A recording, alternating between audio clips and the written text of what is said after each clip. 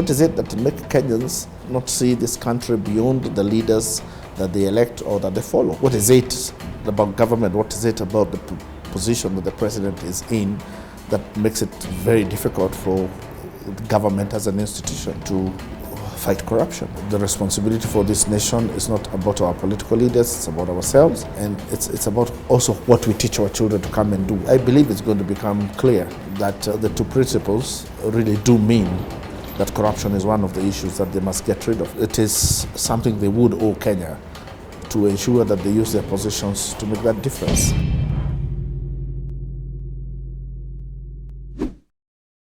As part of our continuing partnership with The Elephant in terms of bringing you content that you can believe in, we are now in conversation with Mr. Paul Mwangi. He's a joint secretary of the Building Bridges Initiative.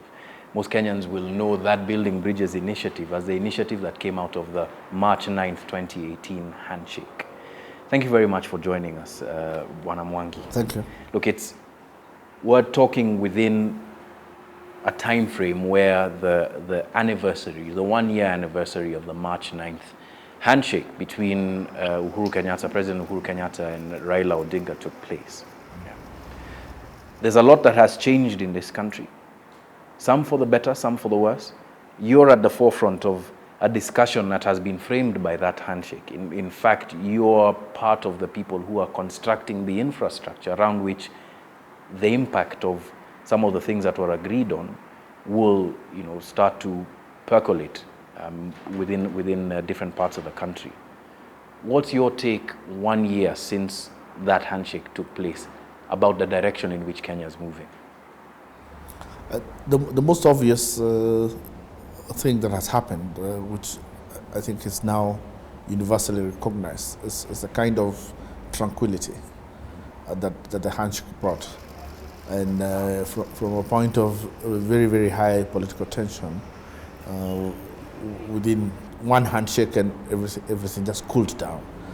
And since then, we have seen that almost kind of concretize, or let me say normalize, into the kind of national life that to become part of the national life. And we are also seeing it increasingly difficult for anyone to start raising up political temperatures as has happened before. So people are much more careful about what they're doing in terms of the way they speak. But the public is also becoming much more resilient, because as people have enjoyed this tranquility, it has become something that they are beginning to own and something that they don't want disrupted. Well, there's ownership of a peace, right, after the March 9th handshake. But there's also the orphaning of the entire concept of an opposition in this country. We're in the grips of perhaps one of the longest series of reports on corruption emanating from government projects, parastatals, billions of shillings, a huge amount of money just lost, disappearing from the exchequer at a time when Kenya is carrying a very serious debt burden.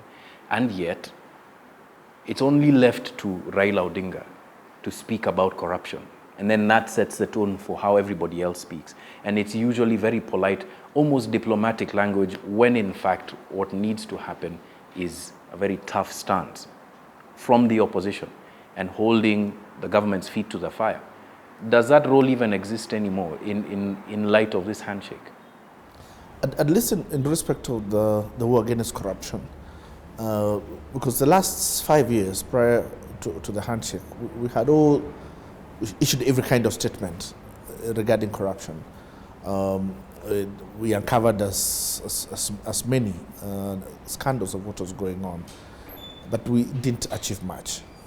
And what would happen is that the war itself had become so politicized that the moment you get anyone or get somebody implicated in corruption, they would bring politics into the issue, and either run to the government would possibly come in and be protective, because possibly taking down whoever you have targeted was going to discredit the government itself.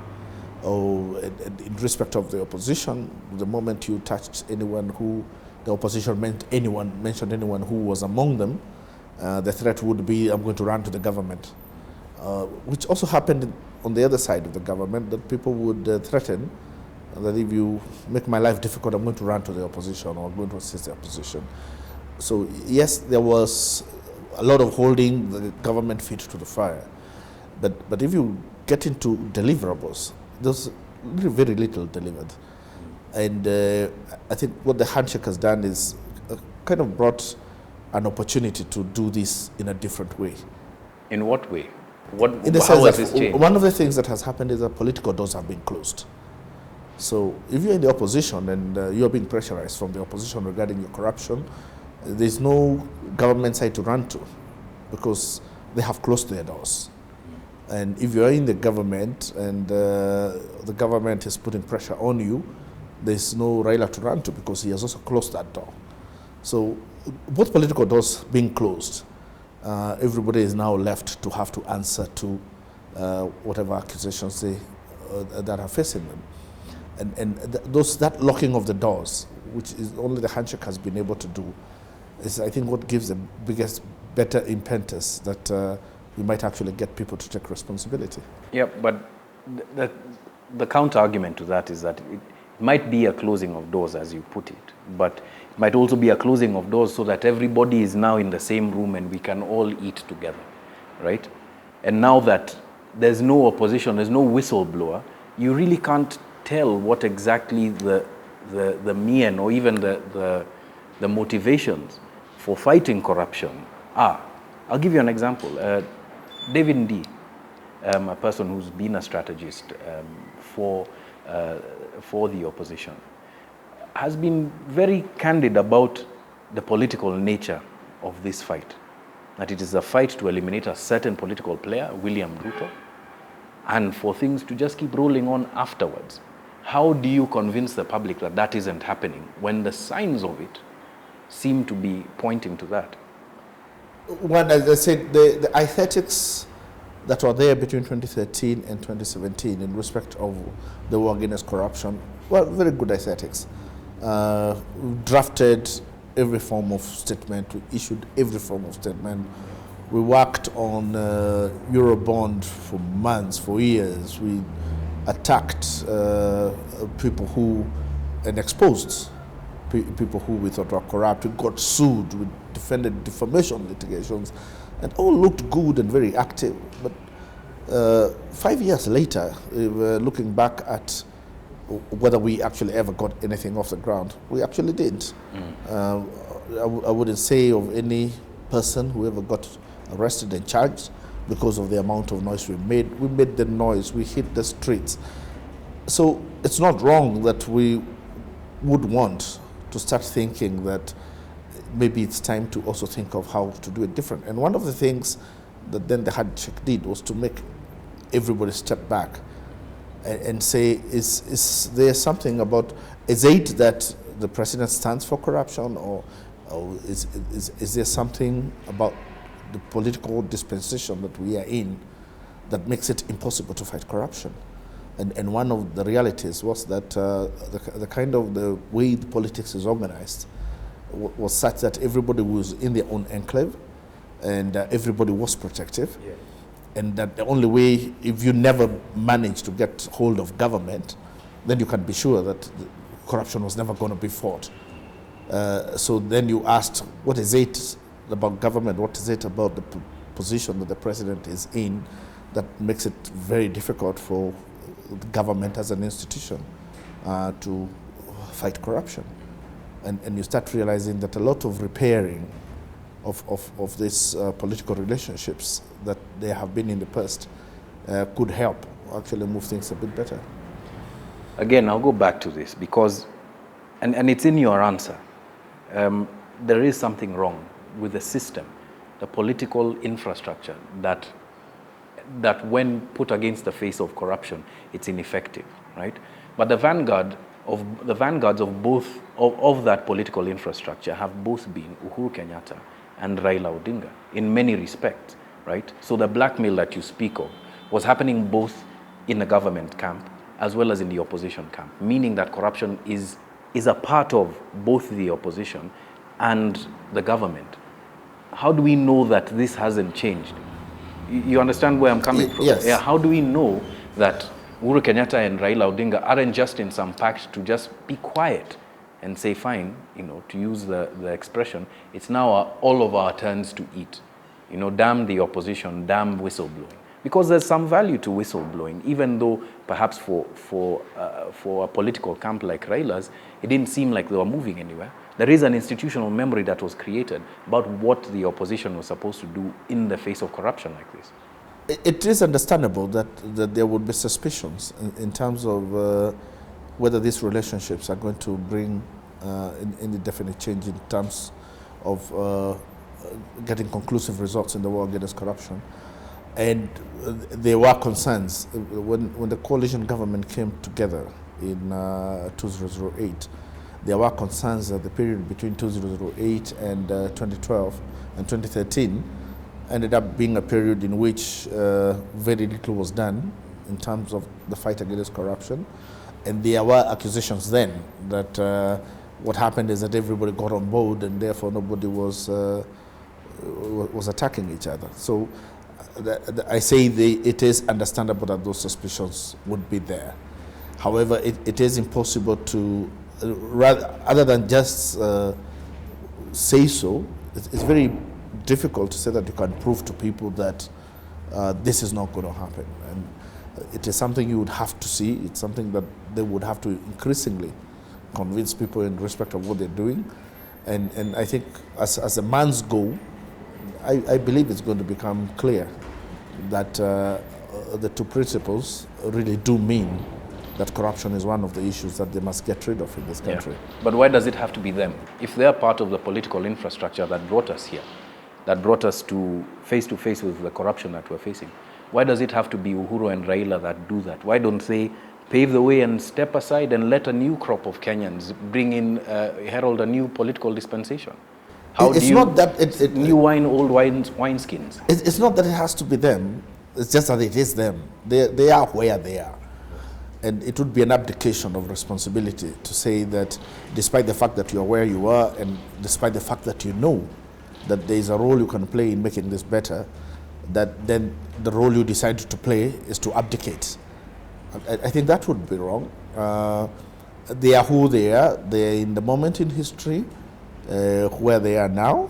They have the history personally and in terms of family of where they come from. And that's the reality they are dealing with. And that reality gives them an opportunity to do something that can be helpful. And I think it is something they would owe Kenya to ensure that they use their positions to make that difference. They'll also be leaving too many unanswered questions. And all the questions that are there that have developed over the years, it's important that they answer those questions to us. They answer those questions to each other so that even by the time they decide to get off the scene, they have kind of resolved issues between people, issues that could have arisen out of the kind of acrimonious relationships that have been there in the past. Yeah, we're talking theoretically now, but you've been on the ground, going around the country and getting views from Kenyans about this specific question on corruption and specifically the role of Raila Odinga, Uhuru Kenyatta in nestling that corruption or making sure that not making sure, but turning a blind eye to it perhaps in the past. Has that come up from various quarters in the public? Or if it hasn't, how are members of the public in different parts of the country talking about how to resolve corruption? The kind of judgment that I have seen or heard people make out in the counties is quite different than a lot of the judgment you get possibly from more skeptical people in Nairobi. Because within the counties, first people are looking at the aesthetics and they're saying who is being targeted now, who is being arrested, who is being charged. And, a lot of noise is made about the Kamata Friday. It's extremely popular down there, and the reason for that is because for the first time they can actually see some people getting arrested, people who are largely untouchable. So that alone has made people believe that this is going to get somewhere. Of course, they're concerned that they don't ever want to get let down. They don't want ever this to turn into something that they will feel they were taken for a ride for. But they are very optimistic that this should end up into something. And what they are saying so far is something that encourages them. The concerns they raise are the big concerns about the judiciary and how it handles cases. A big concern about sentences and how people get punished, and very big concern about recovery of assets and whether people are reaping a benefit even after they have been found guilty and have been punished, actually make a profit from their corrupt transactions. No concern at all about Raila and Uhuru being the protagonists of the current political situation? No concern from that? But as I said, what they are saying in terms of who is being investigated, who is writing statements, who's being arrested, and sometimes who is being charged, is to them an indication that that relationship is making a difference in the war against corruption. Another skeptical question, or question from the quarter of skeptics. Uhuru and Raila are part of two dynasties, political dynasties, both elite in the political history and elite in the literal sense. These are rich people. These are people who are in many ways removed from the common Kenyan experience. Why should a Kenyan believe that this isn't just another elite pact like the ones that have taken place in the past, like the political agreements that happened in the Kenyatta regime, in the Moi regime, between Kibaki and Raila himself, between Moi and Raila? Why is this one any different? One, I wouldn't say that every time that there has been a political engagement, as happened with the handshake, that has been a waste of time. At first, it has brought up a lot of skepticism, but we go, for instance, the merger between KANU and NDP, and the result of it was the total democratization of KANU, so to speak, which ended up killing it anyway. We had the coalition government that came in, and the agreement between President Kibaki and Prime Minister Raila. But many people will also tell you that that was a watershed in terms of the kind of development projects that were conceived and a lot that were initiated. So there is a lot of benefit that comes whenever these political engagements are entered into, and whenever we are able to put the political acrimony aside and at least strive to have a common direction and a common understanding in terms of what our national goals are. There's benefit, but it's short term.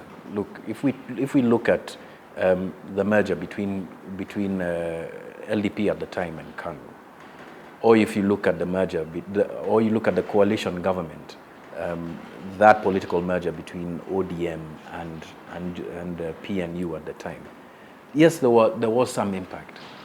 Temperatures calmed down. There was some work that continued, but in the background, the systemic problems that we have as a country, and they are named in the 9-point agenda, right? They didn't go away. So that's why I'm asking again, what makes this particular agreement any different? These are scions of the same political camps that have made agreements and broken their pacts before. Actually, the pact that they have entered into that has brought up the Building Bridges initiative is trying to address that question of saying that, yes, we have had these political engagements before, we have had this kind of agreements before, and one of the reasons why they never survive is because they don't transcend the period within which they are. And that is one of the challenges that the task force was given, to say, how can you go and understand the importance of what has happened and come and tell us how can we make this perpetual, how can we perpetuate this agreement? And the two principals looked at what they thought were the issues that were going to get into the way anyway of destroying anything that is achieved by their handshake. So for instance, when it came to elections, they said, we just need another divisive election cycle. And everything we have done, we will have done by the time we get to the next election, will be a waste of time. And we'll go back to square one. And then the question was, how do we deal with elections to ensure that elections do not come and destroy that which we will have achieved in the next 5 years? And that goes to the same with corruption and all the other ethnicity and ethnic antagonism which are listed. The second concern is, what is it, quite apart from possibly the problems that as a society we have, what is it about us that has made it impossible for us to also rise above this? Yes, they are the two shields, but what is it that make Kenyans not rise above them, not see this country beyond the leaders that they elect or that they follow? And therefore, he came up with issues, for instance, of the lack of a national ethos. Do we have anything that identifies us as Kenyans that is much more powerful than being the supporter of so-and-so? Well, I put it to you that this is really just a replication of 20, 30 years of work that led up to the 2010 new constitution. Everything that is in the 9-point agenda is very well fleshed out in our current constitution. So the one thing perhaps that's missing from it is that we haven't been able to rise above our challenges because our politicians are unable to rise above their challenges. And the leaders of this new pact are indeed the politicians who have refused to rise above our specific challenges. Why are we redoing the work that was done and put down in the constitution, laws that we all follow, rather than just ensuring that Uhuru and Raila respect the constitution, Uhuru and Raila ensure that the constitution is followed? I agree with you that there's nothing new in terms of that all these issues are problems that we have carried over all the years. And the joint communique that was signed between the two leaders was very clear about that, that for the last 50 years we are dealing with the same problems throughout. And over the last 50 years we have made various attempts at resolving these problems. One of the attempts being what you have said, that we even went and negotiated and passed a new constitution. But the problem still then remains that why aren't these problems going away? If it is about corruption, why is it that the problems are not going away? We've put up, I think this could be the third formation of legal formation of an anti-corruption. We had the KACC, and then we had also an ethics commission. Then we went away and put up another one. I think we possibly are on the 6th or 7th chairman. And I don't know how many number of commissioners that we've come up with. Nothing moves, nothing changes.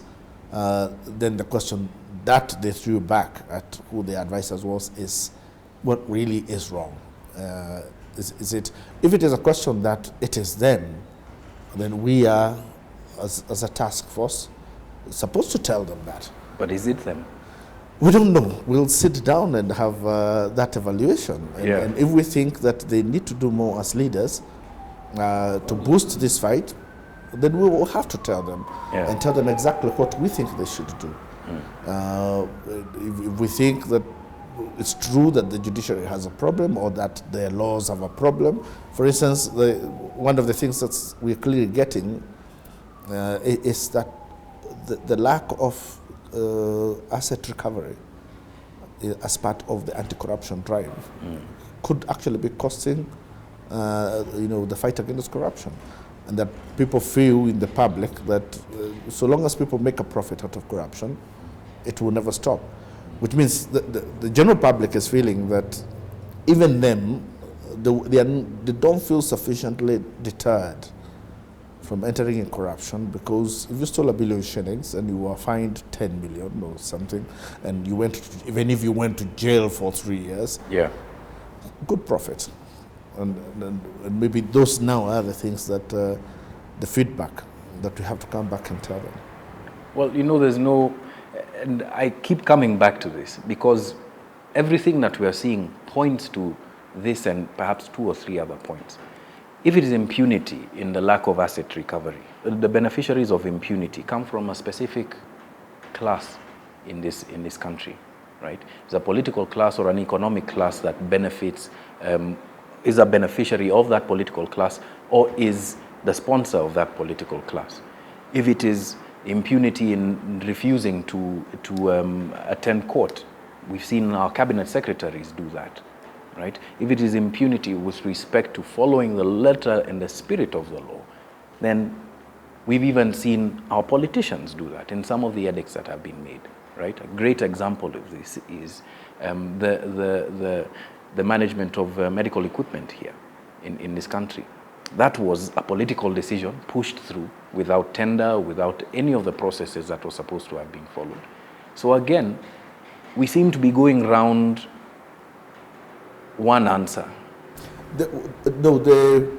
What as a task force we are supposed to find out. If, for instance, there's impunity at the top, how does it play out with people? Do people feel that they can also engage in corruption because of that impunity? You see, and that is why this consultation becomes important, so that you don't fill up the gaps yourself and decide, because there's impunity, then it means that people are getting encouraged to do corruption. Go and ask them and let them address the issue. And maybe many of them don't feel that they want to be corrupt simply because there's impunity. They possibly just get angry, but not necessarily get tempted to, or that it doesn't affect their morality to say that they're now going to engage in corruption because of that. So the idea was not to make these presumptuous conclusions about what the effect of the ills are, but to go and interrogate those ills and then come up and give an answer to them about what everything means that's playing out. Okay. What legal force will you use to ensure that the recommendations that the Building Bridges initiative actually see the light of day? And even if it means some of the things that we've spoken about here, Uhuru, Raila, and perhaps a political class leaving the scene, what legal measures, what force of law are you going to depend on to ensure that this happens, given the nature of how the initiative itself was created? There is nothing in terms of implementation that we can do ourselves. So we are going to lay before them what our advice will be, and they have to take it up from there. We might recommend possibly an implementation procedure. For instance, if we came to the issue of asset recovery and we thought that it needs to be strengthened, we might propose laws, or we might propose changes in procedures and processes. We would then tell them, I think this must change if you're going to achieve the following. And we might propose to them how you can do that change. But how it actually gets done finally is purely a matter between the two of them. You see, and that rests on political will that has been poisoned before. It rests on a history, as we've spoken about in this interview, of arrangements like that and agreements like that have been given the right advice, but have cherry-picked which pieces of advice to take, rather than all of it. Again, if they say no, then, who's left holding the baby? A lot now will go back to people, will go back to the media, will go back to institutions that are supposed to call for accountability and say, you promised us this, and this is what you were told. We demand that you deliver on that. You promised us that you're going to come together for the benefit of changing the way we live, and we want to see that. So we can't take away the necessity, of course, of the fact that people are going to hold them to account for what they have started and to implement what it is that they are told to. So that we can never remove, and I think that finally is the best way of ensuring that whatever is going to be proposed will see the light of day. There's already an interpretation of the work of the Building Bridges initiative, politically speaking, in terms of changing the way we do our politics.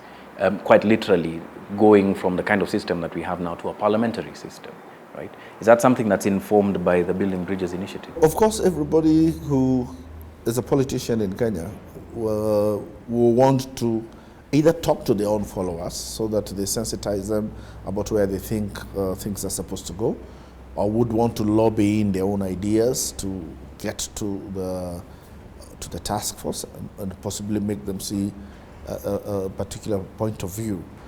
But what we have done for ourselves is we hear all these things, but take no position on it, take them as part of the presentations that are made, and eventually we will evaluate them together with everything else. So the task force has no view on it would be normal that any person who has a vested interest in the politics of Kenya would want to find one way or another of swaying public opinion or swaying the opinion of the task force towards what they think is workable. Momentum is being built towards a referendum on this same question. By the time the task force gets its work out, do you think that you'll be a bit late to the party and that conversation has already started and moved ahead of everything that you've been doing, and therefore the recommendations perhaps that you'd have about the political system that Kenyans currently practice their politics under will now be, yesterday's news? Okay, first we are talking about the life of a nation, so we should not rush to work with too short timelines and say, no, this has to be done next year. We will work within the circumstances in which we are. So that if we do this, if it takes the rest of the year to get to particular conclusions, and if those become the conclusions that we shall make, then we'll have to look into the fact that leaves us before the next election. There are only 3 years. So how do you do this? Or what does it mean? But even if we went that late to say, oh, no, you can't do this before the next election, there will be many elections after that. There will be many other generations after that. So it doesn't mean that if something is not done in the next 1 or 2 years, then it becomes a waste of time. I think we need to have a longer term view. You're not worried at all that you'll be relegated to being a talk shop? If the idea is good, and if the idea is something that the principals accept, I believe they will find a way of trying to ensure that sees the light of day. Okay, I understand that the task force is dealing with more architectural issues about how this country has been governed and how we can unite as a country. But there are things that were the outcome of the 2017 election that people are still asking questions about. For instance, what measures, what steps have been taken to make reparations to the families of people who died in the street battles in different parts of this country? Many of them died innocently. We know the names, Samantha Pendo being one of them. What are the immediate steps that are being made to make reparations to families like that, who not only bear the burden of our historical mess, but have an immediate and perhaps more painful burden of thinking about their loved ones who are no more because of the politics that we practice? I wouldn't want to answer that question outside the task force, but answering within the task force, those are one of the things that would come when you deal with divisive elections and what the effect of divisive elections are, because those are results of divisive elections, and whether reparations for such people is a necessary factor at getting to peace, at ending ethnic antagonism. For sure, those are questions that will arise as we get into deliberations. Yeah, you're working in the shadow of the 2017 election, and therefore there is an expectation that some of the more immediate statements or perhaps decisions that will be made have a bearing on what happened in that election. That's why I'm asking specifically about people like Samantha Pendo, the people who died in Kibera, in Mathare, in Kisumu. That's right. Those would definitely be some of the things that will be up for discussion as people sit down to write the final report. But I can't say from where I am that this is the direction this is going to take. Yeah. That would be presumptuous of me, because no member has sat down or to make a decision on the best way of handling that. When you sit down with Raila Odinga, Have you discussed this question with him? What's his view about what happened in 2017? Again, I can only discuss that from the point of the task force. And within the point of the task force, it's not something I should sit down to discuss with him. I can't ask you to wear another hat as his legal advisor and answer that question. No, not within the circumstances that I think would just be injurious to the work of the task force. All right. Aside from those immediate things that we're discussing, I want to return to one final point about the way this country is structured. And I want to look at it from the point of view of even how the 9-point agenda was verbalized. So if we're talking about issues of class, we talk about inclusivity. If we're talking about extrajudicial killings, about that lack of security, it's framed very diplomatically. And I understand that that's a document that was birthed by two different political factions. But why is it that we are unable to name the problem that we have as plainly as possible? That language becomes something that's couched in diplomacy, when in fact its true meaning is communicated by one word. Why is that? To me, the most important thing is not the semantics. You understand, everybody understands what we mean. If we talk about ethnic antagonism, we all understand what we mean. Now, semantics would kind of matter in terms of you can use language that itself becomes divisive. Mm-hmm. So even as you begin in what you think is something that is going to bring people together, you're already using language that is keeping people apart. So yes, we had to be careful about language. You don't want to start a journey that's based on suspicion. We already were coming from where we were. There was enough suspicion on the table anyway. You didn't need to add to that. So it was also important to use language that tempers that, so that we are able to address the issues rather than appear to even take the contest into the initiative itself. But does that contestation exist within the task force itself? Because there were certain people who are part of that task force that were nominated by the opposition. There were certain people who represent government interests. That contestation, give us a fly on the wall look at what that looks like when you sit down and really start to talk about these issues.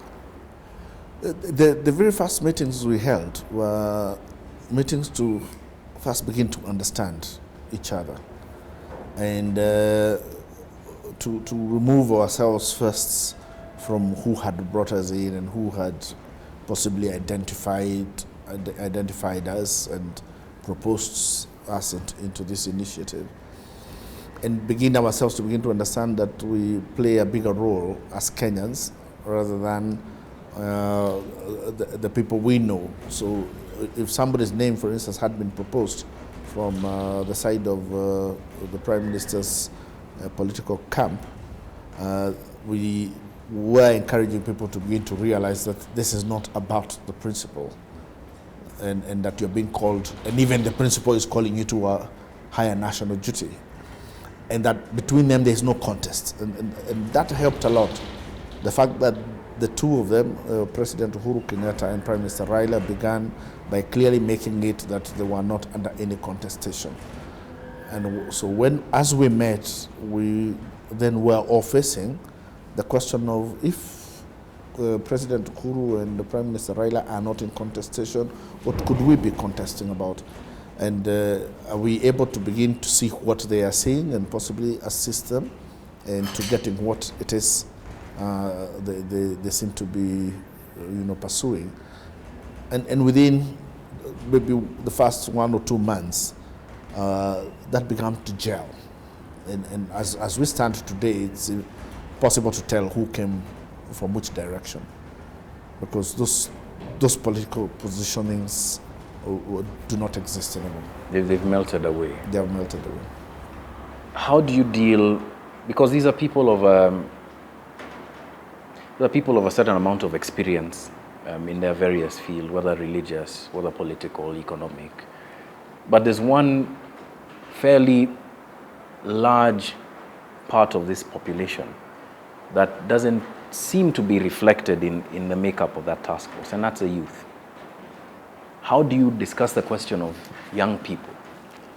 And I'm not saying that you have to have an 18-year-old there, but it would help to have perhaps younger people in that task force to be able to really negotiate and to talk about the issues that face young people from a perspective that some of the people who are there now just are past, well past in terms of age, perhaps even in terms of experience. How do you discuss that issue?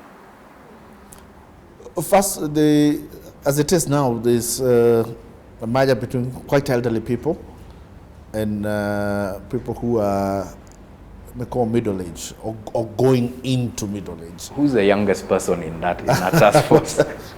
I think the average we'll be talking about late 40s. The median age of Kenya is 19. True, but so it's not just a question of the age and how old that person is. It's what value does that bring on the table? So if you can't even remember what Sabasaba was, because that's how young you were, what is the likelihood that we can have a fruitful discussion about about our political differences? So it would look very nice to have a 25-year-old there. But when you sit down and start talking about how people are shot in Sabasaba, and they've never even read about it. But there are young people who know about Sabasaba, and perhaps what I'm saying is that even the point that I'm driving to is that there is a current context in which young people live that that makeup has no idea about. Number one, is it's not a question of a number, and I'm saying sometimes numbers can be about aesthetics. Mm-hmm. It's a question of everybody has come in based on where they're coming from. So there are people who came in because they have served in constitutional making, others have served in constitutional implementation, others have done a lot of peace building, others have been in the church, others were in the democratization wars. So everybody has come in from a particular direction. And so far, and I'm not saying that they don't exist, but the contestation we're having regarding youth is not a contestation about so-and-so is an expert at this. And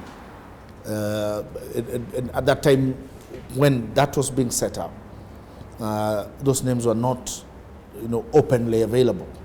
It is a name that we would have to go to search. So what the Gazette notice did was that the Gazette notice left it to the joint secretaries to have the power to co-opt anybody who they felt that would add value if they were brought in. So and so I'm saying it's not a lockout, but from where we were and from what was really identifiable and that was going to add value immediately, those were the names that were on the table. Okay, names aside, the question I'm asking is really about the issues that young people are facing today. We understand that there is a history that has a bearing on who we are today. But who we are today, in many ways, has a lot more with where Kenya will be tomorrow than the people, than some of the discussions that are being had within, I assume, within the task force. That's why I'm asking, what kind of conversations are you having about the struggles that young people are having? I'll name the top line ones: with unemployment, right? With mental health, with access to justice, right? What kind of conversation is being had there? You see, when we go to the field, usually we listen to people classified in all the different sectors of the society. So there are people who come on the basis of youth. There are people who come as elderly men and women. There are people who come purely as women in terms of gender. There are people who come as people living with disabilities. So number one is not that we don't hear from the youth about what they are going through. They do come, they talk. And the way we arrange the consultation is that we specifically give a voice. So if we are talking about corruption, we'll say, okay, fine, is there a young person who wants to talk about this? And then you pick 3 of them and they will voice their concern, and you take 3 males, 3 women, that way. So the voice of the youth is hard because there is ample opportunity that's given during the consultation. But even in the Nairobi consultation, it has become part of the practice that out of, say, 7 groups that are invited, we always have about 2 youth groups that are listened to every time there's a stakeholder consultation. Okay. So that we get to hear, and you get to hear their problems. But you must remember that there are very specific issues that we have to look at. And the complaint you will hear, you have to go and relate it to something that you have been told to find out. So if it is about corruption, the fact that there is such serious unemployment, you might want to now ask them, how do you relate that to corruption? And possibly they will tell you that they are being asked for money or whatever it is that is causing, about corruption is causing the position what they are in. Okay. So let's move now to perhaps more technical issues with regard to the task force. One is, when do we expect to hear your final report? So I would say we are dealing with about a 2-3 month shortfall. So we're talking about late June, early July? So yes, we could be talking about July, but we had hoped that we would do this by end of May. But being realistic, we will need another 2 to 3 months to fold it together. Secondly, as we arranged our work plan, we decided that it is a critical part of what we were doing to visit every county. So initially we had said that the plan had been to congregate people into 10 regions and see people within their regions. But as we began to understand what we are being asked to do and the importance of it, especially in terms of getting people to own whatever product that we shall come with, we decided that it was important, that in fact critical, that we visit every county. So now the way we have done the timetable for visit of the country takes us to May. Yeah. And then after that we start sitting to begin to consider what we have had. So again, yes, the extra time will be necessary. Okay. How about one of the mandates, the key mandates that we've spoken about in this interview, is making this transcend this political moment? What shape will the task force's work take in terms of giving it that kind of permanence? Are we talking about a commission? No, for instance, if we talk about divisive election and we decide that we have found a way to deal with the fact that people get divided during elections, the question will be that whatever it is that we recommend be done will have to be something that will not just be done for 2022, but must be institutionalized so in a way that it will affect every other election. Which is the same as corruption. We have this anti-corruption drive that is going on. And as I said, the political engagement at the handshake level makes it very possible for what is being done to be done. So how do we ensure that come 2022 we don't slip back and say now that President Uhuru has left office, we can go back? There was an ad that was in the papers a few weeks ago seeking members, senior members of a commission that was yet to be formed. And there were rumors that that might have been part of the initiative of the task force in trying to institutionalize some of the things that you're discussing and have, the backing of an actual office that runs and is a reference point for people to remember what exactly it is that we've gone through. Is that at all the position of the task force? No, the only thing that as a task force we have sought is for researchers. So I don't know whether we are talking about the same advertisement, but the advertisement I know is that we did advertise and we wanted to recruit researchers in all the different thematic areas. And the work of the researcher is to be able to be a quick reference point for members on every issue. So if we are dealing with corruption, rather than have every member go and start reading the history of where the corruption issue came from and what has happened, you have somebody who is so well versed in it that when he sits with the team as they discuss the issue of corruption, he's able to quickly come up with all the information that they need to have and possibly anticipate what they need to know and provide it, be able to answer questions to people when they have inquiries, and possibly also be able to read about what has been proposed elsewhere and possibly has never seen the platform to be expressed. Okay. What is your greatest frustration about this process so far? Our greatest frustration had been the fact that we came in after the budgetary cycle had started, and then we had to deal with the government bureaucracy, and you get to realize that bureaucracy has no respect for anyone, and it can be frustrating, and that cost us a lot of frustration. And given that you're operating somewhat outside of perhaps the structures that are informed by our laws and our constitutions, how do you make sense of how you're using government funds to be able to fund your operations? Look, because we are formed as a presidential task force, and we are gazetted as a presidential task force, and we are placed under a ministry. Initially, we had been placed under the cabinet office.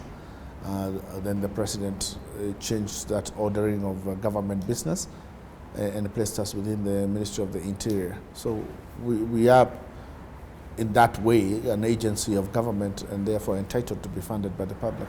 Okay. What is your greatest fear about what could come of this process?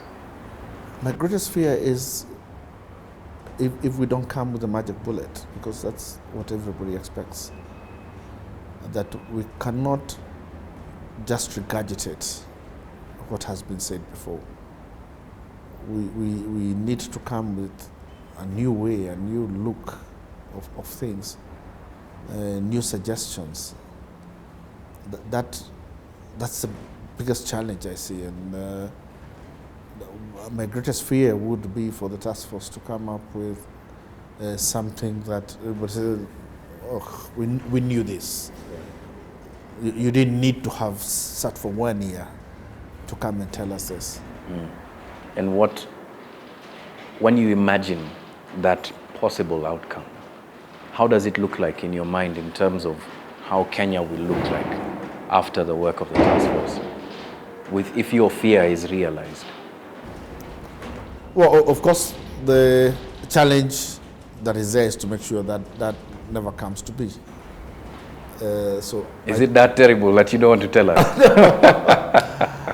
No, I don't believe that if we set our minds properly to it, that is an eventuality that could arise. I think we shall get it right.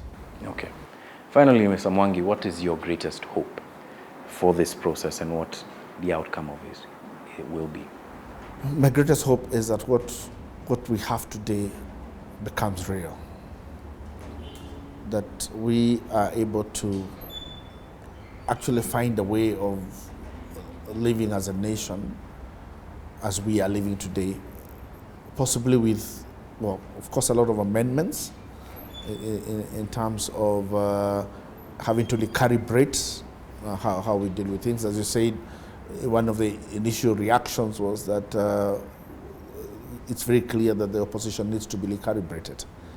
And we must learn how to have an opposition that works within a concept of a nation that's not fighting. My greatest hope is that we are able to do the things that we should do constitutionally as a society, that we can have people in government and people in the opposition, that we can have critics and praise, and all within the context of a country that has a common vision towards a common good. In that vision that you've painted for us, are Uhuru and Raila a part of it?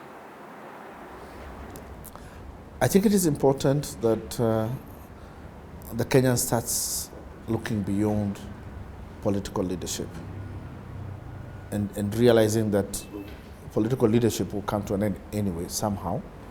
The president is constitutionally required to step down after 2 terms.